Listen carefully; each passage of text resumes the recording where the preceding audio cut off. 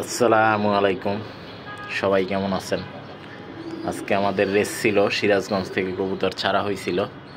তো আমি 21 পিস দিছিলাম, 20 পিস চলে আসছে। ইনশাল্লাহ আর 1 পিস মিসিং আছে, চলে আসবে। তো আমার বাসায় হয়তো আলহামদুলিল্লাহ আজকে রেজাল্ট হবে, 2টা কবুতর রেজাল্ট পাবে। তার ভিতর এই একটা হয়েছে সেকেন্ড কবুতর, মানে আমার বাসায় সেকেন্ড কবুতর হিসাবে আসছে। আর প্রথম কবুতর কোনটা বুঝতে পারতেছি না।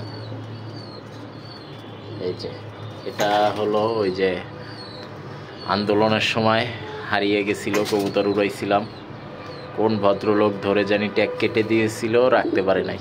তো সেই কবুতরটা করে নিয়ে আমার অনেক আশা ভরসা ছিল যে ভালো করবে।